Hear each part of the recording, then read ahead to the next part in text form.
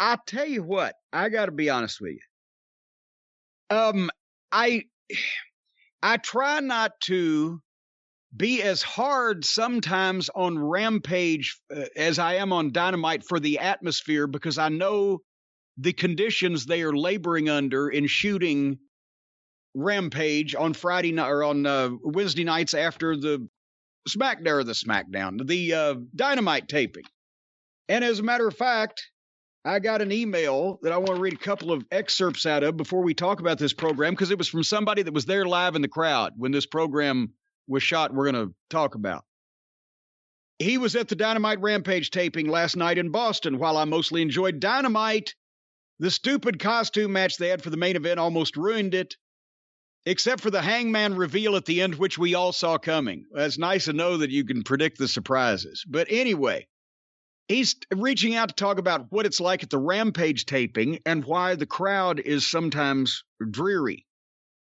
After Dynamite ended, Tony Khan came out like he did the start of Dynamite to try and hype the crowd for Rampage, going over the matches. They're changing the ring setup, and they'd start afterwards. At 10:15, they announced Rampage is starting soon and introduced all the commentators with their intro music. Then they did a countdown, which then by the time that they got Danielson and Kingston in the ring, it was 10:30. They'd gone 30 minutes without seeing any matches sitting there at that time of night. So bless the people for being as involved with Danielson and Kingston as they were. But then after that match, there was about a 5 or 10 minute break. So Martin and Seidel went on about 10:50-ish. And of course, the crowd kind of, and that match ended a little past 11, and another 5 or 10 minute break before Britt Baker and Abaddon, which apparently is what that young lady was as a child. This is my comment, by the way, not the emailer John from Peabody. Anyway, the girls' match started at 11:15 after the CM Punk interview played on the screen. Again, it's 4 hours now at this point. And then he makes a funny comment about how they tried to break the table so many times. The people at that point started chanting, "Fuck the table." And then when he says, then they brought out thumbtacks, which I turned to my buddy and said, "Fuck this, I'm done," and turned away from this. By the time that was done, it was 11:30. So they're going to have to, I know that this program just debuted in August, but it's now October, and it's now November, I'm sorry. And it's a national television program, and it's not like Smoky Mountain Wrestling or Memphis or, Joe's Territory Wrestling. They've got the money behind them to do another night of taping. Even if they wanted to save money and try to tape, since it's only an hour program, the Friday night Rampage, I know it fucks with their continuity, but tape 2 in one night. On go run a separate show on a Friday, have your Thursday break to reset and do shit, run a separate show on Friday, somewhere near your Wednesday night taping, and do one live and put one on tape, and get creative on the taped bi-weekly program with some VTR inserts that you can put in to update the program and not give shit away in front of people. It's not impossible to do that. It's just a little challenging logistically, because elsewise they're going to, they're not only going to burn these, at some point, even these people who love everything are going to go, my God, I can't go and spend another 6 hours in the building to see another one of these shows. Or just the blasé response that a lot of this stuff gets on the television program for the sake of the audience at home viewing. What do you think, Brad? I mean, certainly to God, I know production is expensive, but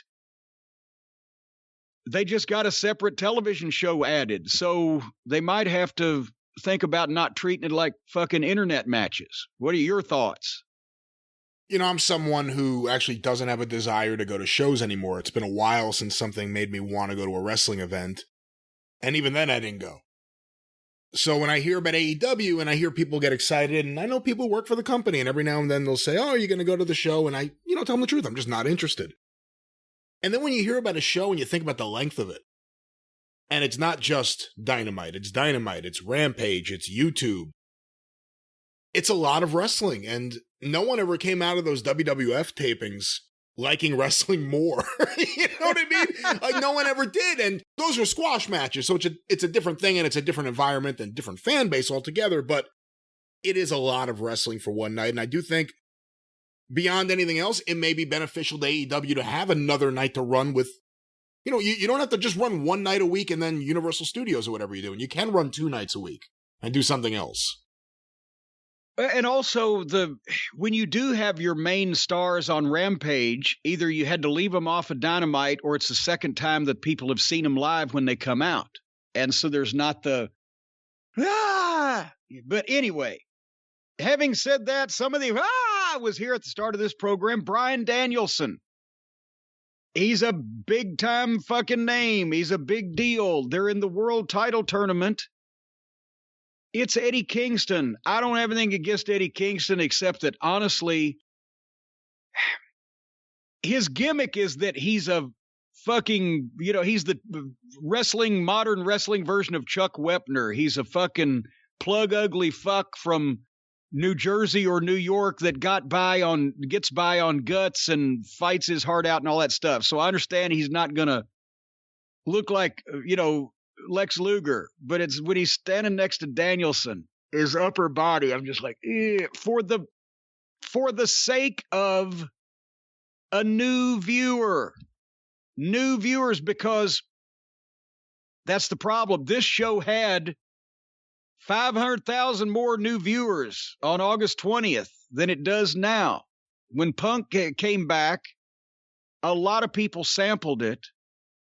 And they dropped back down to lower than where they were before, because I think you've got this is a big stage Ring of Honor duel from 2010, 2011.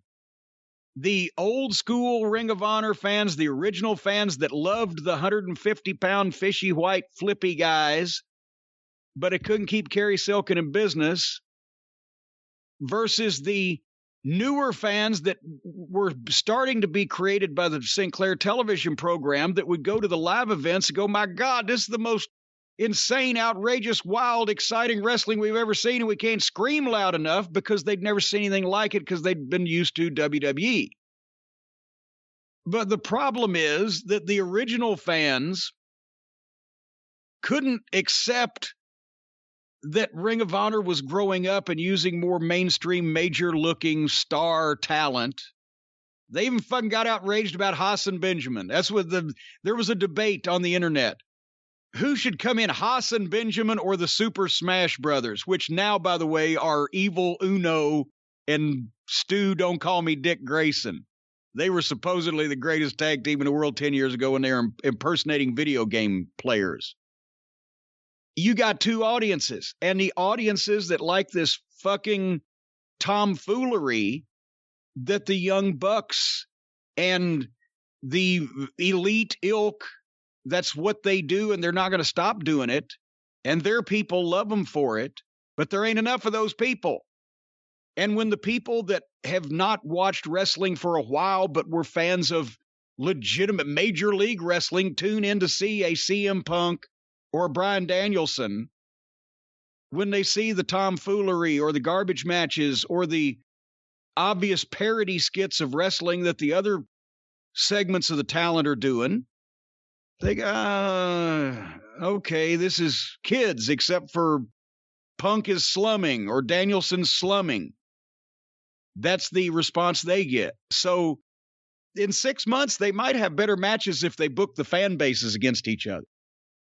Having said that, here was in the world title tournament, 2 more baby faces fighting each other. And has there been, who was in this tournament? Look up while I'm talking about this, Brian. Look up the tournament brackets if you can, because has every match in this tournament been a match against or 2 top baby faces against each other, except for when Moxley chewed up the masked dork order job guy who for some reason was in a tournament for a shot at the world title. That's the only, and they're turning Moxley heel. So he, but actually is the dork order masked guy a jobber? Is he a baby face too? Here is the brackets, or here were the brackets, or here are the brackets. One of those ways is correct. What heels are in this tournament?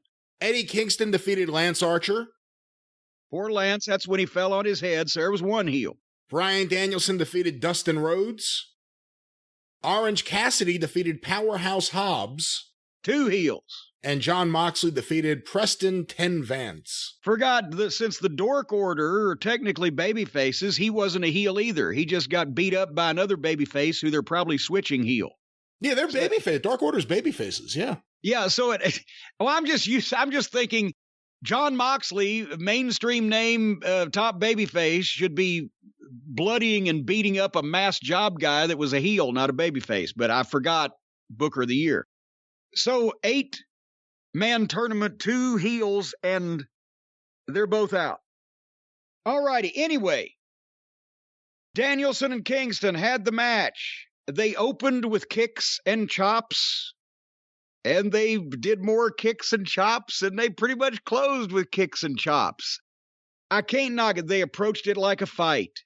It was a very slow build where they approached it like a fight. At least Danielson, at one point, Kingston tried to do the little fast chops that look so goofy because it's Japanese, and they all do it because some Japanese guy does it in the corner. What are they? What guy does that? They call them somebody's chops. Well, Kenta Kobashi was doing those chops when he was an active wrestler. He hasn't been an active wrestler in 15 years or so. Yes, and as I recall, they didn't look so stupid when he did them. Although maybe that's just faint memory. But everybody else that tries to imitate it, but Danielson blocked him. And they did a strong style match. There are people who like them, and I like them sometimes, but we've seen a lot of it from can anybody do some arm drags and body slams and hip tosses. Danielson's chest got turned into hamburger by all the chops. And Kingston pretty much kicked Bryan Danielson's ass through this entire match. At one point, they were cheering Kingston while he was biting the other babyface's face. And then they did more chops and forearms and kicks. And they're doing strong style matches from Japan because they're both fans. I revert back to the story of the Midnight Express and the Fantastics. Bobby Fulton and Tommy Rogers 4 times a year would go over to work for Giant Baba. And they have $5,000 a year 30 years ago or more. Or $5,000 a year, $5,000 a week. So that was a nice spot. But every time they'd come back to the United States, whether it was in Crockett or then later on in Smoky Mountain when it was Bobby and Jackie Fulton, they'd be in the ring with Stan and Bobby or Stan and Tom Pritchard, and they said, Jesus Christ, it's going to take them another 2 or 3 weeks to learn how to work again now that they're back. So they just beat each other up, traded forearms, and then Eddie crawled over to Danielson. Danielson got him in a head scissors. Eddie Kingston gave Danielson the finger and passed out in the triangle choke thing, and the referee stopped it. It wasn't Flair and Steamboat. There was the only thing similar was a lot of chops, but otherwise it wasn't Flair and Steamboat. What? Brian, and then they both laid there forever. So Bryan Danielson already has been taken to the limit by Eddie Kingston, who's been primarily a tag team guy, and all due respect, he's the hacksaw Duggan of the piece here, but Danielson just got there. He's in the mix with the world champion, and he's done everything he could do and pretty much got his ass kicked by Eddie Kingston here and barely won. And then Danielson tries to shake hands and Kingston walks out on him. So is he switching heel? But what?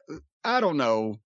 There was nothing funny. There was nothing stupid, excessively phony. It's just, this wasn't nearly as bad a match as Danielson and Minoru Suzuki, which was just ridiculous. And just because they're he's a fan of Suzuki, who he's been or whatever, that they had that match.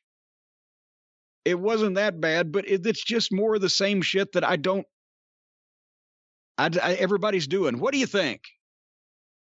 Well, I kind of agree with you, because that's what I was thinking during the match. And to throw back to something I enjoyed earlier this week, the Serena Deeb Shida match. I mentioned how Serena Deeb, she's the woman of 1,000 moves now, and she's been wearing, I think, an outfit that's kind of a tribute to Bret Hart. And during that match, and I love that match, there were things that reminded me of Bret Hart, like working a body part, and then going back to that later in the match, things like that. I'm not saying every match has to have that, and I sound like such an old man. Work a body part, just work a body part. But tell a story other than I'm just going to chop you, then you chop me, then I'll hit you, and then you'll hit me. Eventually, look, those fans are going to be into anything, especially with those two guys, and Eddie Kingston was as over as Bryan Danielson there. Yes. That's important to point out. He was just as over as Bryan Danielson. Eddie Kingston has a very unique charisma, maybe more unique than anyone else in AEW, because he looks the way he does, and they love him, and he's a great promo, and he doesn't have to do too much.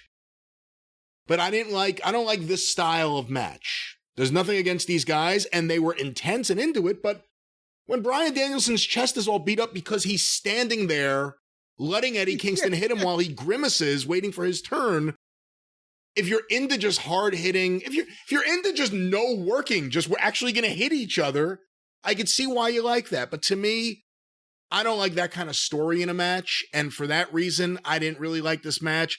But again, Eddie Kingston, super over. I don't know if he's going to turn heel, but if Moxley's turning heel, you might as well turn his best friend heel too. The other thing I'll say, and it was throughout this whole show. They won't have any baby faces in the next tournament.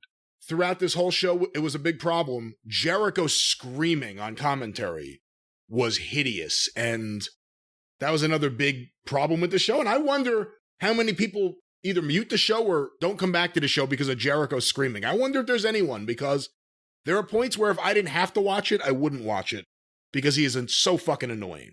I turn it down. I can hear the sound going on and I can hear people talking, but on the Friday night show, I turn it down and just make notes on what I'm seeing because I don't want to hear excrement or Jericho scream. I'll take Excalibur and Taz. I'll take that as a combo.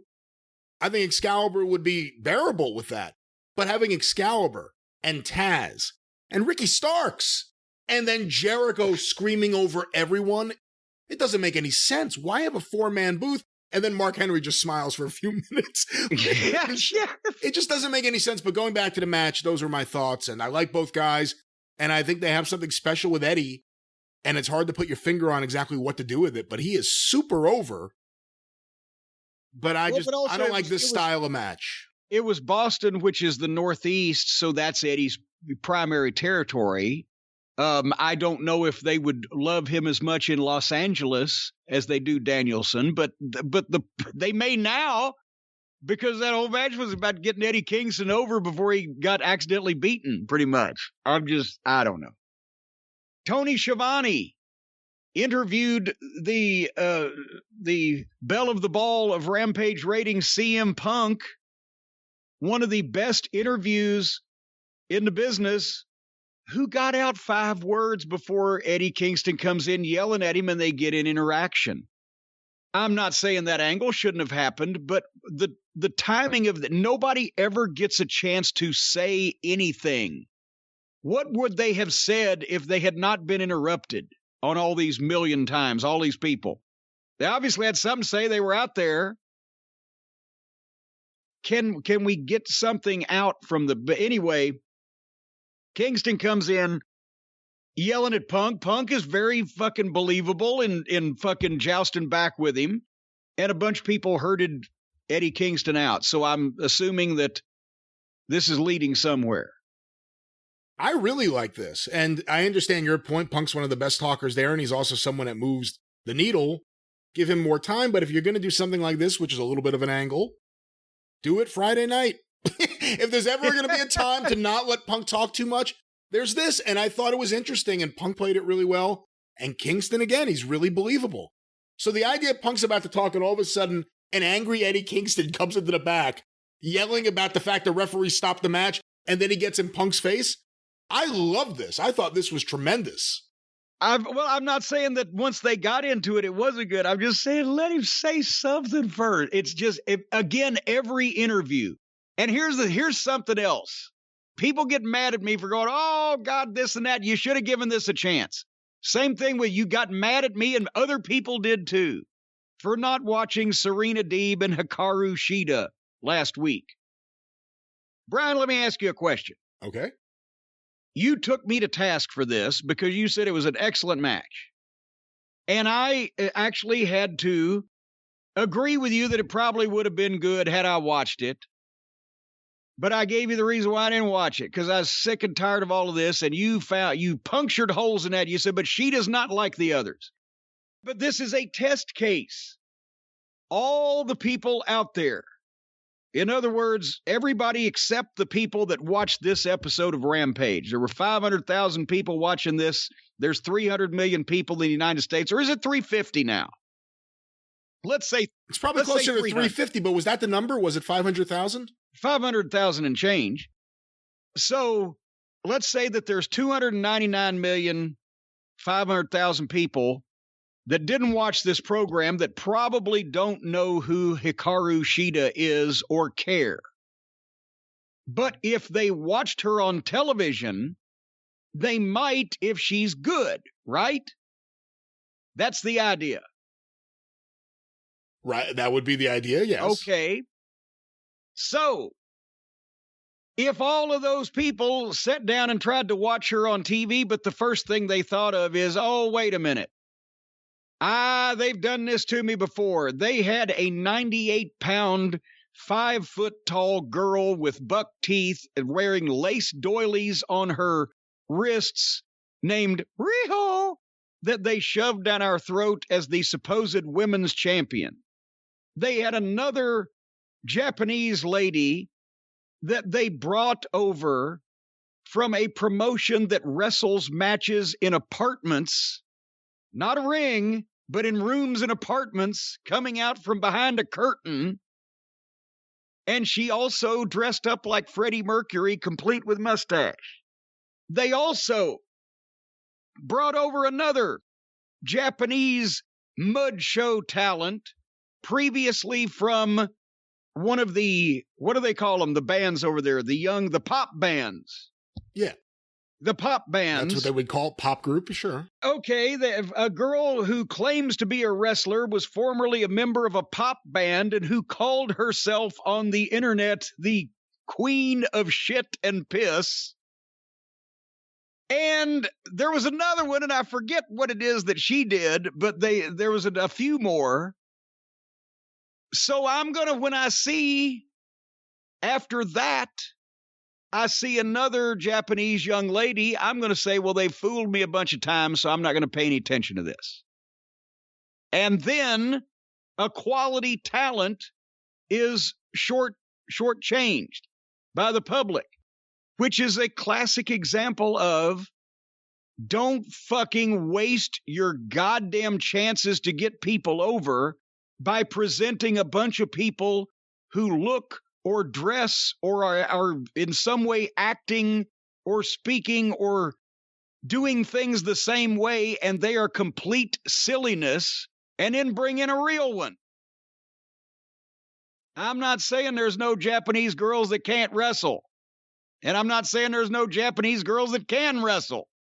I'm saying some can and some can't, and their track record of bringing in ones who can versus ones who can't and giving them stupid, silly gimmicks has muddied the waters, as my Uncle Tommy used to say.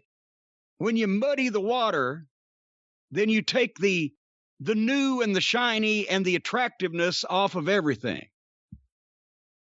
So can you deny, Brian Last, that they have brought in a string of the most ridiculous subpar talent in the world and tried to foist them off in the name of Japanese lady wrestlers and then blame anybody for not believing it when they give us a real one? Huh? I think you're being incredibly unfair. But let me explain why. I agree with you on I don't even remember what was the pop star's name. It was one of the funniest things I ever saw. Maki Ito. Maki Ito. I agree with you on Maki Ito. I agree with you on Emi Sakura. Rio, you and I won't see eye to eye on. But Shida's been the only one that's been a regular from the beginning. And she's been world champion. So she's been presented as a top person from the beginning. She could do promos in English. She actually speaks English better than some of the fucking American guys there from what I've seen. You don't need to defend her because I'm willing to say, okay, apparently she's legitimate then. But I guess... And it's another reason why that we shouldn't have been... What if before people saw Bruno Sammartino in New York, they'd seen Jack Pfeffer's Bruno San Martino? Or what before they saw Bobo Brazil in Detroit, they had seen Jack Pfeffer's Hobo Brazil? Well, no, it would be more like if someone tuned in for the main event at Dynamite and said, I never want to see a silly white guy ever again. That's the issue. If someone saw that match and then turned around and said, I don't want to watch Bryan Danielson, I'm not even going to give him a chance. No. Only if you had a guy that looked like Bryan Danielson, that dressed like Bryan Danielson, that had a name similar to Bryan Danielson's, and was the shits. And you saw about 4 or 5 of those. And then when Bryan Danielson came along, you saw, he looks like those other jackoffs we didn't like. But Shida's been there from the beginning, like I said. I can understand, I forgot her, Maki Ito. I keep forgetting her name. Maki Ito and Emi Sakura. Okay, but... There was the other one dressed like a genie. I don't even remember her name. Yes, that's what the genies and the prospective viewers that are not watching these shows have not been there since the beginning. So they don't know. All they do is they see a show or two and they go, I don't like that. But if that's when they see something else that looks like what they didn't like, they don't like it either.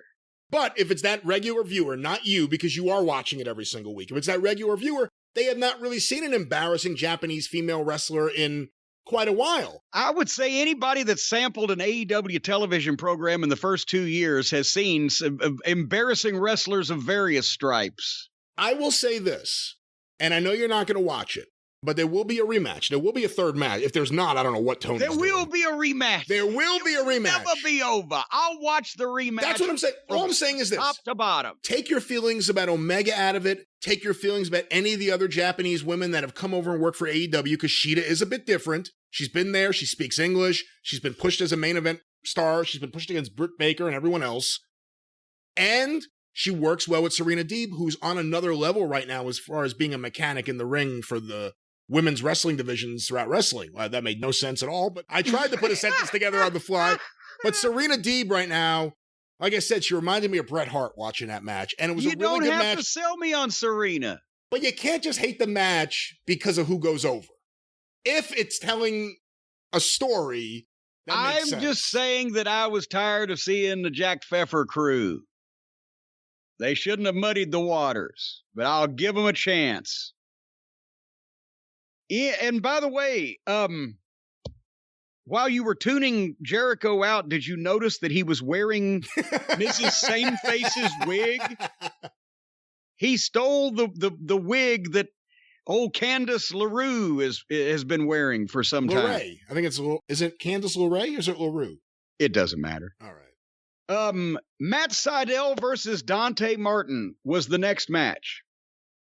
And of course, this was in the continuing saga of Dante Martin being managed or mismanaged by Leo Rush, and what are Leo Rush's intentions toward Dante, and Matt Sydal's trying to block Dante at the start from talking to Leo, or Leo from talking to Dante, but they started out, I wrote, hey, they're wrestling. I saw an arm drag.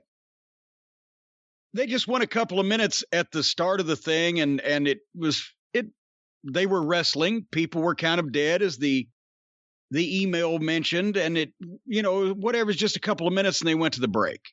And Dante Martin did a couple of things, but coming back from the break, it got a lot better. But Dante Martin is like the bus driver they find on a talent show that sings opera like Pavarotti.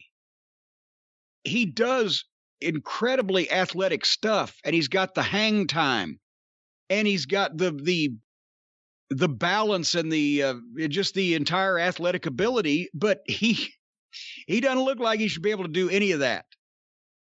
And body-wise, he's got to work on, I mean, Bobby Eaton had no visible muscles, but he had a little beef to him. He had some tone. You don't have to be a bodybuilder, but he's just got to work on some kind of the upper body. And he's still young. He's still young. He's only 20 years old. That's why I say he's a puppy with big paws, and he needs to fill out. He's got to work on his facials, but later on in the match, when he really started getting fired up and had some adrenaline, he had some facials, but he looks like Mr. Mope around a lot, especially in the interviews, and he's got to brighten up on that, but he can do shit, and this is the kind of guy, number one, because when he does a missile drop kick, he jumps higher off the top. When he does the moonsault, he goes higher. When he does a dive over the top, it's more graceful. That's why he should be one of the only ones in the company allowed to do some of these things, because then it would stand out even more, and he's the best at it. So when you see that and you decide you're going to fucking do something with a guy like this, then you keep 2 or 3 of those things that would be sacrosanct. Nobody else does it, but that's never going to happen in this company. Everybody does everybody's shit, and everybody does everything over and over, but it would make it more special.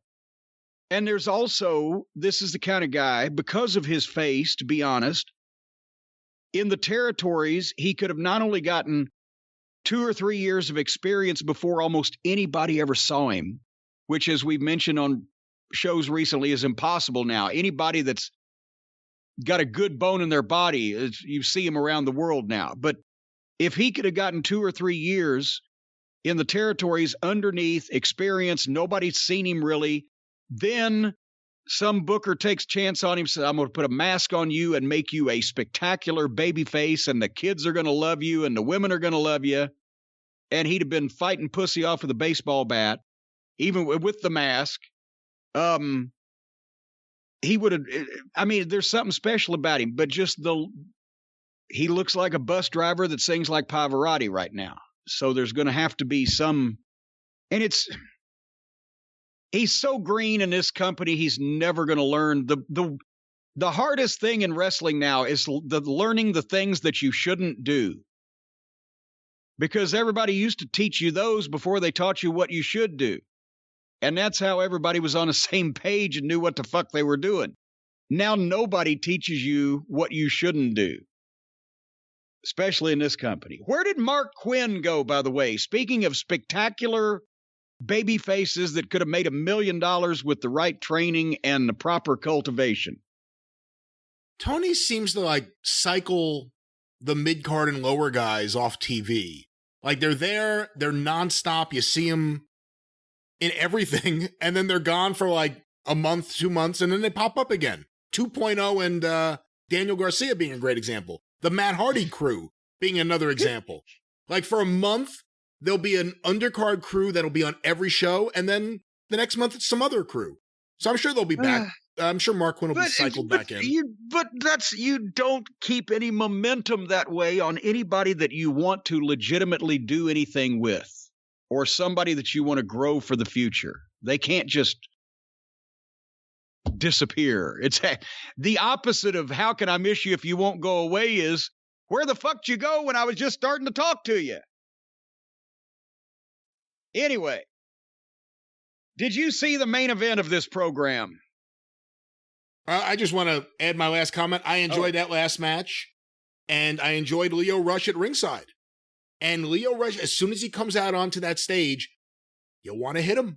I mean, he's great. I think he's so great in this role. And again, Dante, I don't know, because he smiled on the ramp. And I was like, there it is. He smiles. I don't know if he's just miserable because his brother's not there and Leo and him have a weird on-screen relationship. So I don't know, but I think the long-term plan is probably to get him back in a tag team with his brother, not to be a single star. Although I will say, and I don't remember much about his brother, we only saw him a few times, but Dante, there are a lot of guys there who do high flying, and Ray Phoenix is pretty spectacular when he actually does stuff. Whether he hits it or not is another story. But Dante's spectacular at another level, and we've seen guys like Montez Ford and Mark Quinn who could jump really, really high. Dante jumps high, but it looks different. Yeah. It's almost like he floats on air at times. And I think he's really special, and in a sea of high flyers, he really stands out. So it'll be interesting to see. Does the tag team help him or hurt him? That'll be interesting. Well, and his brother's only, 2 years older than he is. Yeah. So it's not like that there's an experienced veteran leading the younger guy. If they do go back to the team, we'll see how that develops. But this guy clearly has something. You just got to channel it somehow. Now, you asked me before about the main event, and I watched the promo to set up the main event, and then I had it on in the background, but I thought to myself, in order to watch this, I would have to be completely nuts, and not in the good way. Well, I'm glad to know that we're going to get one of those in before that we have to talk about this, because no, in all seriousness, I might lose my appetite if I had to talk about the main event before we talk about this. We talk about Nuts.com being the best kept secret of savvy snackers around America. Yeah. And now new customers are going to get 10% off. Folks, the Nuts.com proclamations and endorsements and testimonials keep on flying in on Twitter, and you've seen them. As a matter of fact, Nuts.com, they have the great packaging, and they're so easy to take a picture of and tweet it out when you get your bag of nuts in. I've had a bunch of people tweet me pictures of their bags of nuts over the last several weeks, and I'll tell you what, some of these, I've never seen bags of nuts as big as some of these. I heard Stan Lane had a whole photo album filled with. As a matter of fact, he did. Of just actually, that was actually the opposite of bags of nuts. But nevertheless, if you want to tweet these pictures of your nuts, folks, do them and do it, and we'll retweet your nuts all across America. Yournuts.com for the record. Yes, yournuts.com. But it's not yournuts.com. It's just nuts.com. So yournuts.com order. Of your nuts from nuts.com. Yes. Okay, we could say it that way. Yes. Well, that's what I was trying to say, but you keep dragging us into the gutter. But anyway, the people that have been tweeting the pictures because they're so happy when they get these delicious foods and snacks and products and various sundries delivered to their home from nuts.com. They make the perfect gift. It's coming up on holiday times. You can get ahead of holiday gifting. They've got customizable trays and a wide assortment of gifting options delivered in beautiful baskets. Nutritious, delicious, healthy nuts, dried flutes right next to that bag of nuts. Flours, grains, and so many other high-quality foods, raw, organic, roasted, salted, and candied nuts. I understand Stan Lane has an album of photos of dried flutes as well. No, but I'll tell you what, he was a seafood aficionado. You should have seen the Polaroids of those clams. You got the white chocolate toffee cashews. You got the honey sesame sticks, the dried mangoes from Nuts.com, not Stan Lane's photo album, folks. Nuts.com delivers fresher products than the supermarket. If you want to be like the Fink, good old Howard Finkel, he loved to nosh. Well, you can nosh on this stuff all day long. Delivery is fast. Most orders ship the same day you order them. You'll get them the next day. As we said, fresh as the morning dew. They've even got baking mixes and pasta and pantry items. Go to nuts.com. and check out all the fine products. They've got over 4,000 products to choose from. And if you're a new Nuts.com customer, if you're getting your hands on nuts for the very first time, then get 10% off your first order when you text EXPERIENCE. That's my show. EXPERIENCE to 64,000. That's EXPERIENCE to 64,000 to get 10% off your first order from Nuts.com. And then we'll talk about the Clams Casino from Baltimore's Sabatino's. Terms apply. Available at nuts.com/terms. Well, Jim, I can't speak too much in terms of firsthand knowledge about what was in Stan Lane's photo album and what wasn't, but I'm going to guess maybe photos of the main event of this show would not have been in his photo album. Well, the funniest thing on the show was Mark Henry. because he does the interview for the main event, Britt Baker and Abaddon, actually Abaddon, and he asks Abaddon the question, and she just spits up all kinds of fake blood. Well, it looks like Abaddon has no comment. And then Britt Baker's Reba and Jamie Hayter were dressed as zombies, and they had a trick-or-treat match between Britt Baker and Abaddon. And I'm sure that Abaddon would be very talented as an extra on The Walking Dead. The makeup was very Halloweenish and very professionally done. But, Jesus, Mary and Joseph, come on.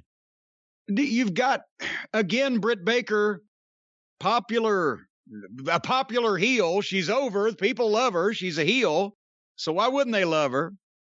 But, gee, a garbage girls match on national television with a pudgy midget vomiting blood. And this went 2 segments. The first segment, Britt Baker just kept rolling out of the ring to get away from her, and then the heels pulled out a table from under the ring, which was the break spot. They did absolutely nothing.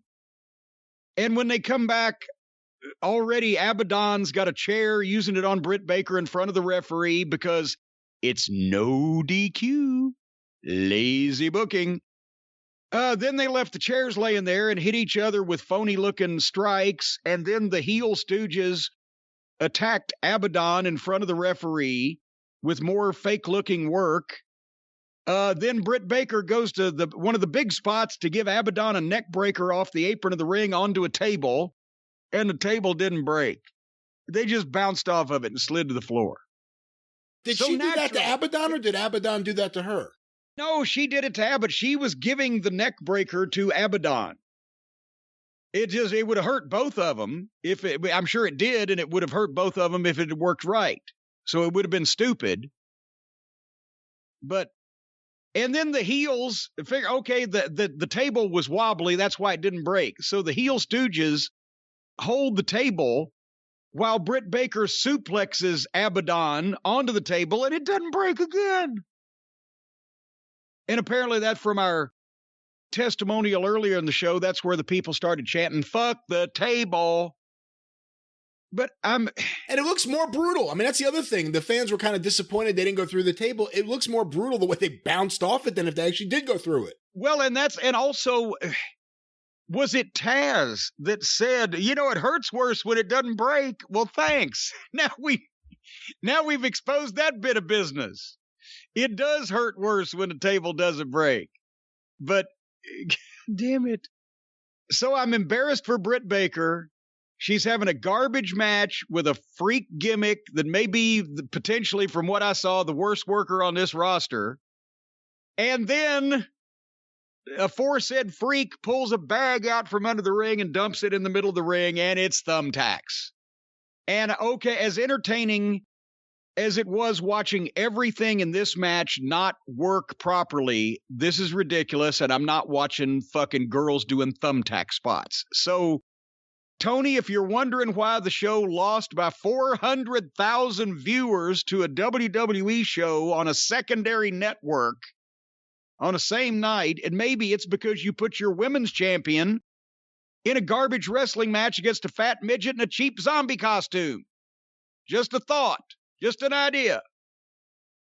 If you are not already one of the, as we've demonstrated by the ratings, 500,000 to 1 million people on any given week that wants to watch garbage wrestling or goofy wrestling or cosplay wrestling or whatever it is that they give these people besides actual pro wrestling, then you might have liked this, but nobody else would, which is why nobody else is fucking watching it, because on every program since remember when they had Buzz a couple months ago? Danielson, Punk, Cole, look what's happened to him. The thought of Bray Wyatt, or the thought at one time of Ric Flair, or the thought of Charlotte, or the thought of all these other Steen, Generica, who knows? They can't keep it, because every time somebody else besides their base audience tunes in to see the people that they like or know who they are or want to see what the fuck's going to happen, they encounter kids in costumes playing or garbage wrestling with thumbtacks. And that runs them right back out the door. What'd you think? I don't disagree with you. I think in terms of this specific match, there were many things I didn't like, but I'm sick of the thumbtacks in wrestling in general. Even if you like it, the fact that it's so overdone now defeats the purpose. We just saw Darby use them on his skateboard. And if that's going to be Darby's thing, don't have everyone else just whip them out whenever they have a garbage match on TV. I think this match was a waste of Britt Baker, who makes the best of every situation she's in. Yeah. And is tremendous. Reba may have been having too good a time, but she is obviously another one who could be a fill-in on The Walking Dead. She was practicing as hard as she did the makeup. She did. Well, that's right. You know what? I didn't even think about that aspect of it. She's very talented.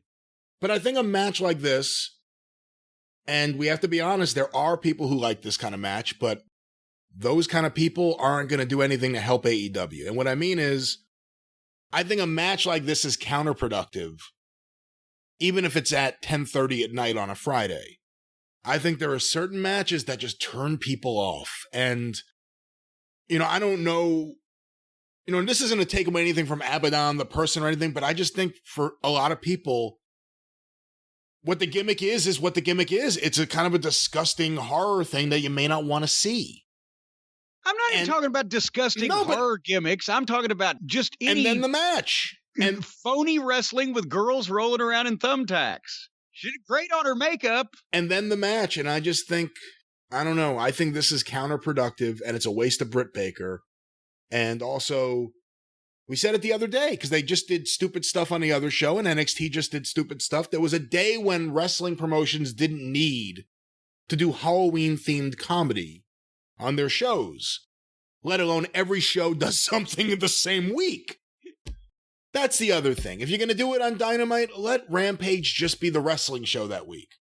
Or if you're going to do it on Rampage, let Dynamite end a show that had really good wrestling by and large up and down the card and good promos. Let that end on a serious note. But for both shows to end with this kind of crap, and it's different kind of crap than Young Bucks, but you know what I mean. Just a waste of Britt Baker, and I just think it's a counterproductive match. And also the executive that greenlighted the original idea for AEW to be on TNT left, right?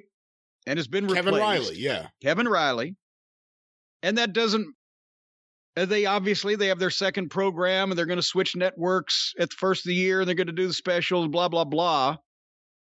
But all it takes, as we've seen, as we've experienced in the Turner Broadcasting empire, whoever's running it, all it takes for the wrestling program to go away is somebody in a high-level position to say, I don't want to have this shit on my network, because it happened before.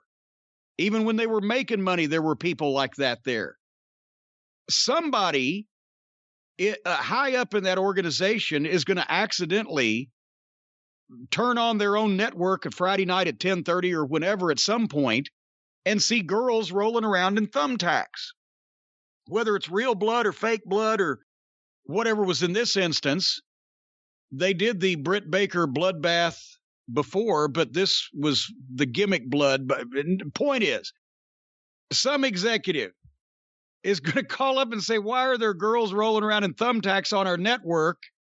And were they real thumbtacks?